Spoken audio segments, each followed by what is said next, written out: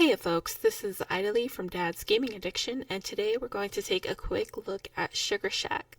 Sugar Shack is on Steam for $20 and it can be played as single player or online co-op. So I only played this game for about 2 hours, but I gotta say I was pleasantly surprised by the graphics and how smoothly it ran on my computer. The game starts you off in a small island, and from there you have to gather ingredients and all sorts of different materials and resources to build up your restaurant. Unfortunately, the story itself is pretty lackluster and it's not very good. So I usually tried to tune it out or skim through it at the very least to see what my next objective was. And I think that's really part of the problem that this game has. Is that while it has a general objective for you, it doesn't really tell you how to get to it specifically. So I spent a lot of my time trying to figure out how to do this and how to do that. It doesn't hold your hand, but on the other things like the recipes, it does. So there is a slight disconnect there. I think it's a weird kind of balance. But after finally figuring all that out though, there's this really cool mechanic where you can build your world around you by using tiles. And because you can't actually put furniture down or anything like that, you actually have to build these tiles around you, and you can pick them up and place them whenever you need to. You can rotate it. So if you find that a garden is too far from your restaurant, you can just pick it up and move it. I think that is so cool. Another thing to note is that the UI is pretty clunky and it doesn't give enough information, in my opinion. For example, there's no indication on which tool you're using, and annoyingly, there's no motion blur setting. So people who may have a problem with motion blur may get a little sick if they rotate the camera too much. Oh, and one of the biggest problems too is that you can only gather one resource at a time. There's this basket that you get early on, but that only carries ingredients, I believe, and only up to 3 different types of ingredients. But the majority of this game is really just running back and forth from outside to the inside of your restaurant, just putting things in boxes one at a time, and boy, that can get really tedious. Fortunately, it does have co-op, so even though I played the game on single player, I'm assuming it'll be way more fun with co-op. And I actually can't wait to play this again with other people just to see how different it would be. Because I did enjoy the game, I really did. It just got really tedious and really repetitive. Just like the things that I'm saying. So it's a pretty game. It's pretty casual. I would compare this to probably like a really casual Overcooked game, because when you open the restaurant and you start it, like the time management portion of it, I was actually prepping myself. I was prepping all this food, and I was spending so much time not opening my restaurant because I'm like, okay, I gotta prepare this, I gotta prepare that. But when I finally did open it, it was really different than I expected. Customers, they don't actually individually order food.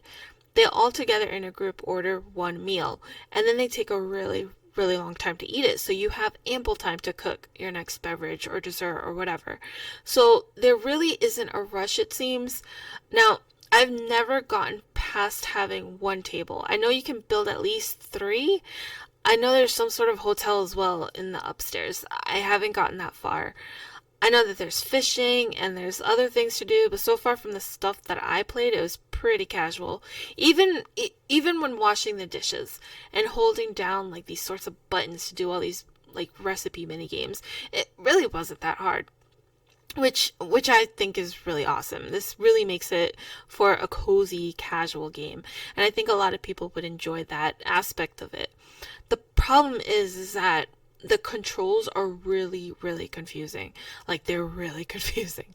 I played this with a mouse and keyboard, but the next time I play this, I'm probably going to play with a controller. I think that's going to be a lot easier because you got to press E to use the basket and then like drop it and then pick up the ingredient and then put the thing in the basket, and then you put the lotion in the basket by pressing E, and then you got to pick it up, and oh no, it's just too much. So yeah, I mean, there's really not much to say except for it's a lot of resource gathering, a lot of material gathering, just a lot of gathering, a lot of fixing up your restaurant, which is which is really cool. I had a heck of a time though trying to find the next objective. As I said earlier, I couldn't find my tools. I was like, where did my tools go? I gotta do this, I gotta do that, I gotta fix the restaurant, but like I have no tools. And all the while I just had to like go to one certain place, and then it unlocked all my tools. So that was a little frustrating. The entrance for people to come in is a lighthouse tile too that you get very early on. So that took a little bit of getting used to. But it was really interesting because I didn't know where to place it. I didn't know I couldn't grasp like the best place to place it. I didn't know where to put it. So I just placed it on the edge of the map just to see. But what's really awesome is that if you don't like where you place it, you can always rotate it and put it somewhere else. There's also one of the characters, which is a devil, which, if you know me, I'm not sort of into that sort of thing, so I'm not really sure why they included that in this sort of cozy casual game. I guess you're in purgatory or something? I don't know. I didn't pay attention. And I really didn't even get that at all, because the game doesn't seem like that. It's just really odd. It's like super odd. For a cozy casual game, having the tutorial person at first be the devil is very meh. That's why I skipped the story for the most part. But the rest of the characters are quirky or funny, and they're cute. And yeah, it was a pretty smooth game for me.